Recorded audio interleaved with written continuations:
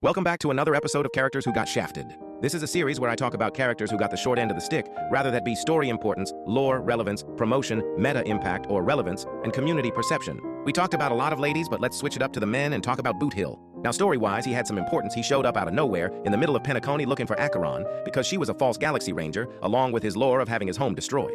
They've been filling a lot of his screen time in events, with his most recent appearance being in the new Fate collab event, because of course he was. Where Boothill was shafted, however, was mostly through community perception and honestly meta. Now you see, for context, this was around 2.2 when he released AoE, Blast, Break, and Dot were all very relevant at the time. Hunt was also pretty relevant, with follow-up attacks starting to get attention around this time, especially with their signature support Robin being released in the first half.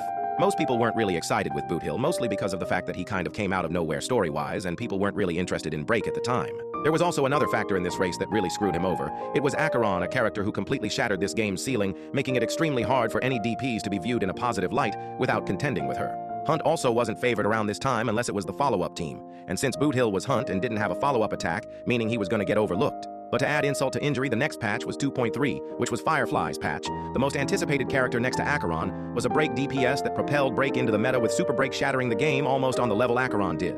This did Boothill no favors, as why would you want to pull him when you can just use Firefly to better effect, especially with her being Blast, which was once again favored at the time. It wasn't until APOC Shadow released is where the community started to finally gaze at him, as he practically one-shotted any boss he came across and made the game mode a breeze, even with a 3-star light cone. Also around the time Hunt started to gain relevance with Fake Xiao Mose and March being released. It looked like things were finally looking up until Rappa released and ended up being better than Firefly being complete AoE, which again diminished the need for him.